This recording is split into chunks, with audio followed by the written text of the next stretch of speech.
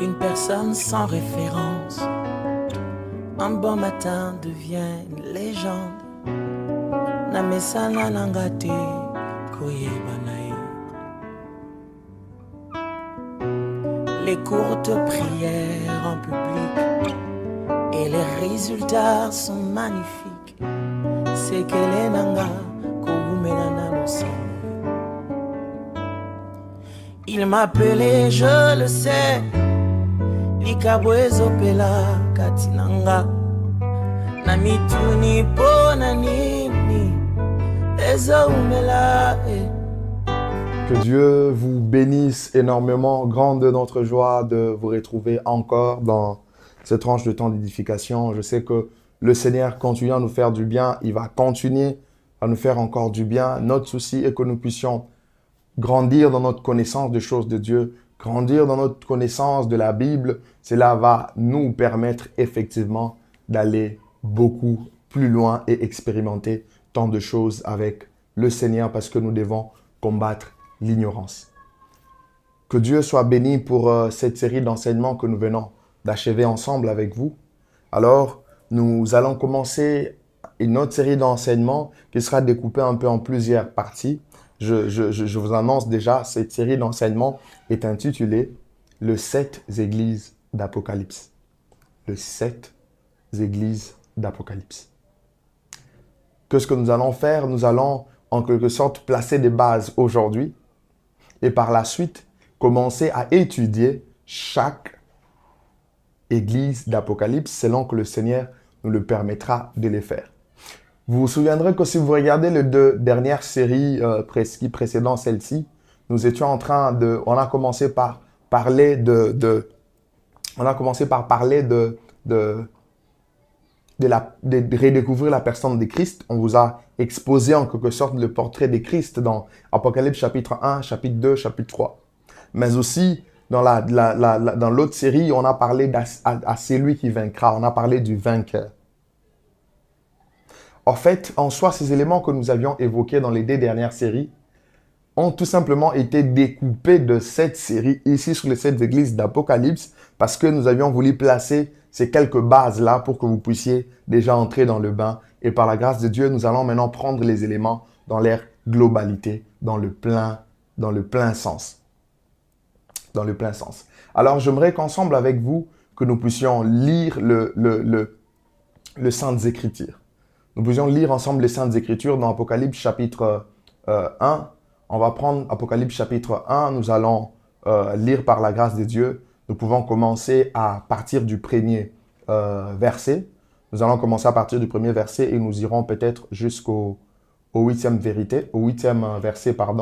Nous estimons qu'il y a beaucoup de choses que nous allons devoir comprendre de la part de Dieu. Donc, Apocalypse chapitre 1er, nous allons commencer avec le tout premier verset. Il est écrit « Révélation de Christ que Dieu lui a donnée pour montrer à ses serviteurs les choses qui doivent arriver bientôt et qu'il a fait connaître par l'envoi de son ange à son serviteur Jean,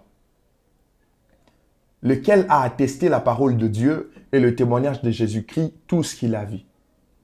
Heureux celui qui lit et ceux qui entendent les paroles de la prophétie et qui gardent les choses qui y sont écrites, car le temps est proche. Jean aux 7 églises qui sont en Asie. Que la grâce et la paix vous soient données de la part de celui qui est, qui était et qui vient, et de la part de 7 esprits qui sont devant son trône.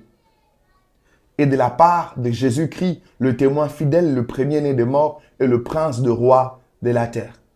À celui qui nous aime, qui nous a délivrés de nos péchés par son sang et qui a fait de nous un royaume, des sacrificateurs pour son Dieu, pas un royaume de sacrificateurs, mais qui a fait de nous un royaume et qui a fait de nous des sacrificateurs pour Dieu, son Père. À lui soit la gloire et la puissance au siècle des siècles. Amen. Voici, il vient avec les nuées, et tout œil le verra, même ceux qui l'ont percé, et toutes les tribus de la terre se lamenteront à cause de lui. Oui, Amen. Je suis l'alpha et l'oméga, dit le Seigneur Dieu, celui qui était et qui vient, le Tout-Puissant. Alors, je vous ai lu simplement ces textes, c'est pour introduire au fait ces livres d'Apocalypse. Notre série d'enseignements porte sur les sept églises d'Apocalypse. Mais les choses qui sont liées aux sept églises d'Apocalypse ne commencent pas que dans les chapitres 2 d'Apocalypse, ça commence déjà dans les chapitres premiers. C'est comme ça que je vous ai lu ces textes pour, en quelque sorte, comme un élément de prélude pour nous permettre d'évoluer, d'aller plus loin. Lorsque nous sommes en train de parler de sept églises d'Apocalypse ici, nous avons un objectif que nous poursuivons. Notre objectif, de par ces messages, par cette série de sept églises d'Apocalypse, c'est tout simplement de sonner de la trompette. Sonner de la trompette afin de ramener l'église en alignement avec le ciel par l'ainsi dit le Saint-Esprit en ces temps du soir. Nous sommes au temps du soir. Nous sommes en ces temps que nous pouvons qualifier, considérer comme les temps de la fin. Nous sommes en ces temps où les gens sont perdus. Nous sommes en ces temps où beaucoup de choses sont en train de s'accomplir. Beaucoup de choses sont en train d'être réalisées sur cette terre des hommes. Et par la grâce de Dieu, nous voulons tout simplement sonner de la trompette afin de permettre que l'Église soit en alignement avec le ciel. Parce que parmi les plus grandes responsabilités de l'Église, il y a celle qui concerne le fait de faire les choses conformément au ciel, conformément à ce que Dieu veut. C'est tout simplement ce que nous voulons. C'est comme ça que lorsque vous lisez la parole dans le psaume chapitre 89, le verset 16, il est écrit « Errez le peuple qui connaît les sons de la trompette. Il marche à la clarté de ta face, ô Éternel. » Le peuple qui connaît les sons de la trompette. Nous voulons tout simplement sonner de la trompette afin que le peuple de Dieu puisse saisir cette trompette. Et je prie que par la grâce de Dieu, que notre trompette ne puisse pas donner un son confus. Mais j'aimerais que par la grâce de Dieu, que le son soit clair et que nous puissions tous, par la grâce de Dieu, bien sûr, saisir la direction dans laquelle il nous attend, la direction dans laquelle il attend l'Église. Le 7 églises d'Apocalypse. C'est ça l'objectif que nous sommes en train de poursuivre. Mais lorsque nous parlons d'église ici, à quoi est-ce que nous sommes en train de faire allusion? Lorsque nous parlons ici, vous constaterez que je ne suis pas en train de parler de l'église au singulier, mais je parle de l'église au pluriel, c'est-à-dire qu'il est question des églises locales. Il est question des églises locales lorsque nous parlons aux 7 églises d'Apocalypse. Mais le but, le souci, c'est que cela puisse toucher en quelque sorte les corps mystiques de Christ, beaucoup plus ceux qui sont encore sur terre. Parce que le corps de Christ rassemble tout le croyant, que ce soit les croyants qui sont encore vivants sur terre et des croyants qui sont déjà morts, qui nous ont précédés dans la gloire. Tous ces croyants forment le corps de Christ. Tous ces croyants forment l'église de Jésus-Christ. Ben vous constaterez que nous allons de plus mettre l'accent sur les églises locales. Les églises locales. Je vous rappelle encore, tel que je venais de dire, que le message sur les 7 églises d'Apocalypse est abordé dans le premier chapitre d'Apocalypse, dans le deuxième et dans le troisième. Le premier chapitre sert de prélude et le deuxième et le troisième parlent de ces messages en profondeur. Alors, il est important pour nous de comprendre les contextes d'Apocalypse chapitre 1, chapitre 2, chapitre 3, afin d'éviter les prétextes. Premièrement, j'aimerais nous rappeler la personne qui est en train de parler dans ces textes. La personne qui est en train de parler dans ces textes d'Apocalypse, chapitre 1, chapitre 2, chapitre 3, c'est Jésus qui est en train de parler. Il parle de quoi? Nous avions lu ensemble avec vous dans le premier verset, tel qu'il est clairement écrit, révélation de Jésus-Christ, que Dieu lui a donné pour montrer à ses serviteurs les choses qui arrivent bientôt et qu'il a fait connaître par l'envoi de son ange à son serviteur Jean. C'est Jésus qui est en train de s'adresser, de parler ici. Il utilise son ange pour donner la révélation à son serviteur. Moi, j'aime bien l'appeler l'apôtre prophète Jean. C'est la révélation de Jésus-Christ que Dieu lui a donné. Donc, nous pouvons comprendre qu'en soi, la personne qui est engagée par ces paroles, la personne qui est en train de se prononcer ici, c'est Jésus. Mais toujours dans le contexte, nous devons également savoir à qui est-ce que Jésus est-il en train de s'adresser. À qui est-ce que Jésus s'adresse-t-il? Il est en train de s'adresser aux 7 églises de l'Asie mineure. Il est en train de s'adresser d'abord aux 7 églises de l'Asie mineure. Ça, c'est très important. Parce que c'est la base pour pouvoir comprendre par la suite ces choses par rapport à nous aujourd'hui. Il est en train de s'adresser à cette église d'Asie mineure, c'est-à-dire à l'époque en Asie. D'ailleurs, lorsque vous rentrez, vous essayez un peu de faire de recherche, le nom l'Asie mineure était le nom donné en quelque sorte à l'ancienne pointe occidentale de l'Asie, qui était comprise entre la Méditerranée orientale et la mer Égée et ensuite la mer Noire. C'était au fait le nom historique, le nom l'ancien nom qu'on avait donné à cette pointe occidentale qui était comprise entre l'Asie mineure, comment dirais-je, la pointe occidentale de l'Asie qui était comprise entre la Méditerranée orientale, la mer Égée et la mer Noire. C'est cette pointe, cette partie qu'on appelait Asie mineure. Et cette partie correspond approximativement au territoire qu'on appelle la Turquie actuellement. C'est approximatif à cet espace qu'on appelle la Turquie. Donc, dans cet espace, dans l'ancien temps, il y avait ces églises qui se retrouvaient dans chacune de villes. Il y avait 7 églises. Et c'est à ces églises-là que Christ est en train de s'adresser. Nous pouvons très bien le voir dans Apocalypse chapitre 1, le verset 4 à 6. Il dit, Jean aux 7 églises qui sont en Asie. Jean est en train c'est Jean qui est choisi pour transmettre le message.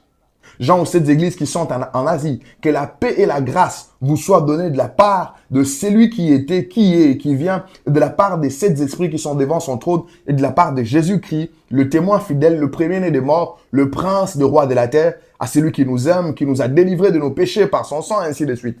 Donc, Jean aux 7 églises. Donc, dans le contexte de ces textes, Apocalypse chapitre 1, chapitre 2, chapitre 3, en soi, nous sommes en train de voir que le Seigneur est en train de passer par Jean pour pouvoir parler aux 7 églises.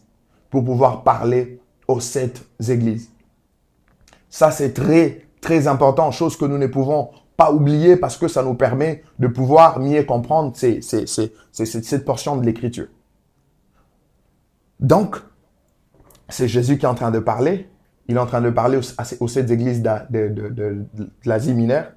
Mais il s'agit de quoi dans son message? Il parle de quoi? Lorsque vous regardez le message sur les 7 églises, dans l'ensemble de ces 7 églises, le message que Christ est en train d'apporter touche des encouragements, des avertissements, des menaces, des recommandations, et des promesses et tant d'autres choses. Donc, ce sont des éléments. À chaque fois qu'il parle d'une église, vous allez voir, il encourage, il avertit, il fait des menaces, il fait des recommandations et des promesses. Toujours dans ces cadres de pouvoir poser le base sur ces messages de cette église, c'est que comment comprendre les 7 églises? Parce que ça, c'est très important. Comment comprendre les 7 églises? C'est-à-dire, en partant du contexte du passage, du passage de la portion des Écritures de Apocalypse chapitre 1, chapitre 2, chapitre 3, en partant de ces contextes-là. Comment comprendre les 7 églises? Premièrement, j'aimerais nous dire ceci, que les 7 églises étaient 7 églises locales existantes au temps de l'apôtre Jean. Ça, c'est la première compréhension. Les 7 églises étaient 7 églises locales existantes au temps de l'apôtre Jean. Deuxièmement, les 7 églises peuvent aussi être considérées comme étant des phases de l'histoire spirituelle de l'église. Plusieurs commentateurs en sont également d'accord et plusieurs chercheurs en termes des Écritures en sont d'accord. Les 7 églises peuvent être comprises également comme cette phase de l'histoire spirituelle de l'église. Il y a certains même qui parlent des âges de l'église. Mais notre compréhension sera biaisée si nous nous limitons tout simplement à se dire que ça concerne que cette phase de l'histoire de l'église. Il faudrait ajouter cette autre compréhension en disant que les 7 églises concerne les églises de tous les temps. C'est-à-dire, au-delà du fait que c'était des églises locales qui ont existé, au-delà du fait que cela peut nous donner la particularité de phase de l'histoire de l'église de Christ dans les temps, jusqu'à ces jours, mais il faudrait ajouter cette dimension de comprendre ces églises comme étant les églises de tous les temps. C'est-à-dire, les caractéristiques qu'il y a dans une église X peuvent se retrouver. C'est-à-dire, dans notre époque aujourd'hui, on peut avoir les caractéristiques d'une église X, caractéristiques d'une église Y, ainsi de suite. Ça peut être entremêlé. Ça ne veut pas dire qu'il faudrait toujours faire cette séparation-là, cette démarcation. Donc, c'est comme ça qu'il est question d'avoir une compréhension beaucoup plus globale. Et les 7 églises sont composées de quoi? Les 7 églises sont composées des églises de 7 villes. Vous avez Éphèse, Smyrne, Pergame, Thyatire, Sardes, Philadelphie, Laodicée. C'est ainsi qu'on parle de l'église d'Éphèse, de l'église de Smyrne, de l'église de Pergame, de l'église de Thyatire, de l'église de Sardes, de l'église de Philadelphie et de l'église de Laodicée. Une autre préoccupation importante sur le message de cette église, c'est que en quoi est-ce que ce message nous concerne-t-il aujourd'hui? En quoi est-ce que ce message nous concerne-t-il aujourd'hui? Parce que nous venons de placer des bases pour savoir comment est-ce qu'il faut comprendre ces 7 églises. En quoi est-ce que ce message nous concerne? C'est tout simplement parce que, au-delà de toute compréhension de cette église décrite, au-delà de cette phase de l'histoire qui est décrite, il y a cet aspect de choses selon lequel les 7 églises concernent l'église de tous les temps. C'est à partir de cette compréhension que nous pouvons également nous servir maintenant des leçons par rapport au message de cette église. C'est à partir de là que nous sommes également concernés, que nous sommes également intéressés à ces messages sur les 7 églises. C'est comme ça que nous ne pouvons plus échapper. Mais vous allez remarquer quelque chose à chaque fois que vous serez en train de lire en quelque sorte le message de cette église d'Apocalypse chapitre 2, chapitre 3. Vous allez voir à chaque fois, le Seigneur parle, il dit à l'ange de l'église de Pergame, à l'ange de l'église d'Éphèse, à l'ange de l'église Intel. Du coup, il est important de pouvoir comprendre c'est quoi les 7 anges, c'est quoi les anges de cette église. Parce que lorsque vous lisez déjà dans Apocalypse chapitre 1, vous allez voir comment est-ce que le Seigneur était en train de parler sur cet aspect de choses. Lorsque vous lisez dans Apocalypse chapitre 1, je peux vous le lire rapidement. Le Seigneur est en train de parler. Le Seigneur est en train de parler lorsque vous évoluez en dépassant beaucoup de chapitres. Vous allez voir qu'il y a d'abord une vision que l'apôtre a sur la personne de Christ. Sur la personne de Christ. Et par la suite, il y a d'autres éléments qu'il a vus dans la vision.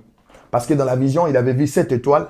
Et il avait vu également, au-delà de 7 étoiles, il avait vu également 7 chandeliers d'or. Lorsque vous lisez Apocalypse chapitre 20, la Bible dit « Le mystère de cette étoile que tu as vu dans ma main droite et de 7 chandeliers d'or, les 7 étoiles sont le 7 anges, le 7 anges des 7 églises et le 7 chandeliers. Les 7 chandeliers sont des églises. » Donc c'est là, le chapitre 1er, le verset 20 d'Apocalypse, nous permet en quelque sorte de pouvoir comprendre qui sont les 7 anges. Parce que le Seigneur, en parlant des 7 anges, il explique à Jean en disant qu'il est question des anges, des 7 anges de cette église. Alors, qui sont les 7 anges de ces églises? S'il faudrait comprendre les anges de ces églises, premièrement, il faudrait comprendre ces anges. Les anges peuvent être comprises comme étant des créatures angéliques qui représentent les églises, tout comme les anges peuvent représenter les nations. Par exemple, la nation juive est généralement représentée par Michaël qui venait de temps en temps en combat. Vous pouvez le voir dans Daniel chapitre 10. Ça, c'est une compréhension théologique qui est donnée par certains théologiens, mais je ne m'y accroche pas. C'est-à-dire, il y a certains qui voient les anges de cette église comme étant comme les créatures angéliques qui représentent les 7 églises. Mais ça, nous ne sommes pas vraiment là. Certains voient dans les 7 anges de cette église les évêques, les anciens, ou le pasteur, ou le responsable de ces églises. Ça va encore. Il y a aussi une considération à faire de les 7 anges de cette église. comme étant le messager des églises. Donc, c'est-à-dire, ce sont de messagers des églises. Il faudra avoir une compréhension beaucoup plus globale. Donc, le 7 anges pourraient être considérés comme étant des responsables de chaque église, de pasteurs de chaque église, des dirigeants de chaque église, de personnes à qui Dieu a donné la responsabilité, par exemple, de paître les brebis dans ces différentes églises-là. Mais ne faudrait pas aussi oublier qu'autant de gens, il y avait des messagers humains qui reçurent des lettres des gens à Patmos pour apporter dans chacune des églises. Certains pensent également que les 7 anges peuvent être ces personnes qui étaient venues autour de l'apôtre pour prendre le message de chaque église et pouvoir les apporter. Mais néanmoins, de façon beaucoup plus simpliste, j'aimerais vous dire que lorsque je serai en train de parler des anges de cette église, je serai plutôt en train de voir les responsables de chaque église à qui le Seigneur est en train de parler. Et on peut parfois, il y a certains qui voient également dans les 7 anges de cette église le pionnier de personnes qui ont influencé en quelque sorte, s'il faut voir cette église en termes de phase de l'histoire de l'église, il y a certains qui considèrent les anges comme étant des pionniers de personnes qui ont travaillé d'une manière assidue et d'une façon beaucoup plus intense pour faire asseoir ces églises. Mais aussi, avant de pouvoir achever, c'est que lorsque vous abordez le message de cette église, vous allez voir que dans chaque message, quand il s'agit d'église d'Éphèse, église de Smyrne, Pergame, ainsi de suite, pour chaque église, il y a toujours une présentation de Christ qui est faite. Et la présentation de Christ qui est faite dans chaque église tient compte de la situation de l'église. C'est-à-dire, à un moment, il se présente par exemple comme étant les vivants.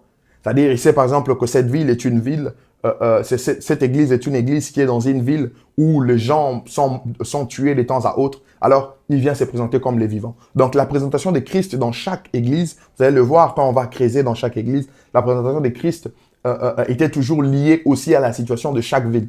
Par exemple, là où il y a trop de doctrines, de fausses doctrines, Christ vient se présenter comme étant celui qui a l'épée aiguë à 2 tranchants. C'est-à-dire, il a une parole puissante par laquelle il va devoir combattre les doctrines. Donc, sa présentation tient toujours compte de la situation de chaque église. Et aussi, vous allez constater que pour le message de chaque église, Christ fait toujours une conclusion. Il y a une conclusion qui est faite à la fin du message de chaque église.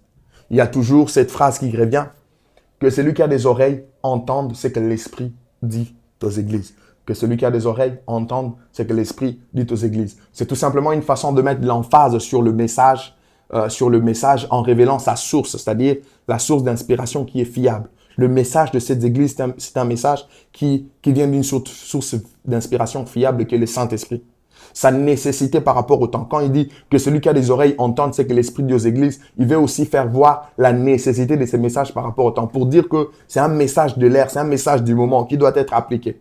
Mais aussi, c'est une exhortation à l'écoute en disant prêtez attention à ces messages. Prêtez attention aux messages de cette église. Ça, c'est très important. C'est comme ça que, en terminant ces bases que nous venons de placer, pour certains, ça pouvait sembler être ennuyant, mais j'aimerais vous dire que vous en trouverez gain de cause lorsqu'on va commencer à étudier chaque église. J'aimerais donc nous exhorter, à écouter le Saint-Esprit en ces temps du soir, en ces temps de la fin, en ces temps où le monde est dans beaucoup de choses.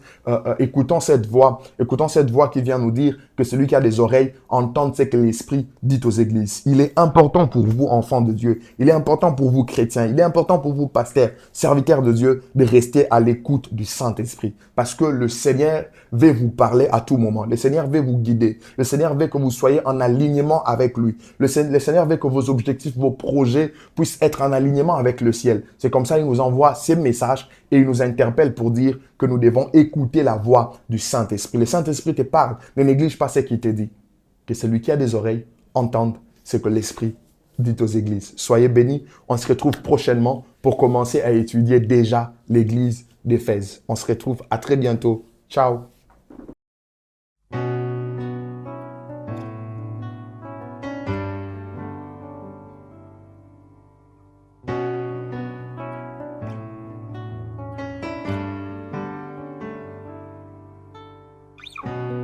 une personne sans référence. Un bon matin devient une légende. Namesana nangate koyebanae.